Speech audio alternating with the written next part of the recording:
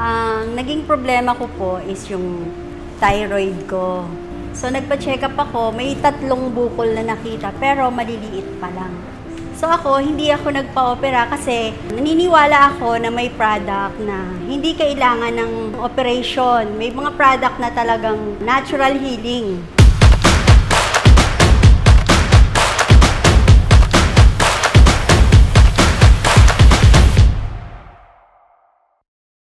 Ako po si Josephine Kapangpangan from Muntinlupa City. Ang naging problema ko po is yung thyroid ko. So nagpa-check up ako, may 3 bukol na nakita pero maliliit pa lang. Pero as time goes by, mga kasabayan ko na nagkaroon ng thyroid, na mga kaibigan ko, ay nagpa-opera.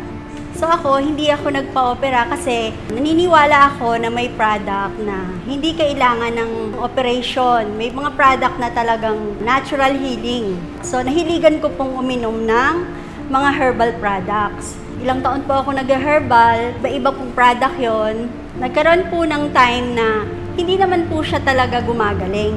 Naghanap na naman po ako ng iba hanggang sa dumating po yung time na medyo nararamdaman ko na lumalaki na siya. Nagkakaroon na rin po ng complication kasi nag-age na ako ng 50. So, nandun na yung menopausal stage. So, mas lalo po siyang lumala. Tapos, nagkaroon pa rin ng mga stress. So, nagkaroon na rin po ako ng acid reflux. Tumaas na rin po yung dugo ko. As in, 200/130 po yung blood pressure ko. May time na na po ako, parang na-stroke, yung mild stroke. Meron po akong friend na nag-introduce pa rin po ng another product. So, tinry ko po yon.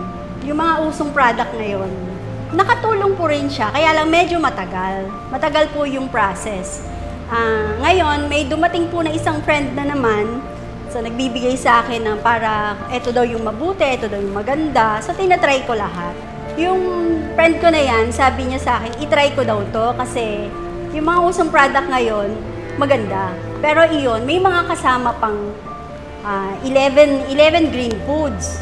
So sabi ko ba, mas maganda nga to. So tinry ko siya. Walang atubili, tinry ko talaga siya. Ang problem ko is kailangan ma-cure ko yung sa thyroid, sa high blood, sa cholesterol, and then yung acid reflux. So marami ng complication. Nagkaroon pa rin ng parang konting fatty liver. So, parang ang dami na. So, nung tinry ko tong Sinner Green, unang try ko, dinosage ko agad. Kasi sanay naman ako sa herbal eh. Gumanda yung pakiramdam ko. Yung blood pressure ko, bumaba ng from 200 to 140. 140/110. So, parang nag-normal na siya. Tapos, yung stress na naramdaman ko, kahit ka pala gusto mong maging masaya, pag stress ka, hindi ka talaga pwedeng tumawa.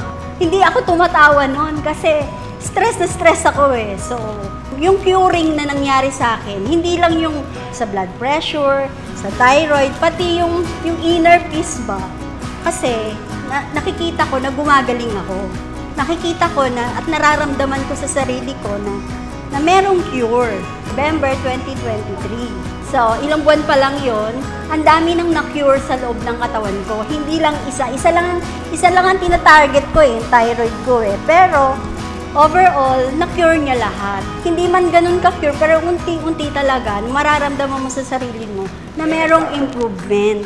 Kaya po, nagpapasalamat po ako kay Coach Maan na nagbigay po sa akin ng product na to. I-try ko daw po. So, walang atubili po, tinry ko siya. Ito ang aking kwentong Sinner Green. Salamat po!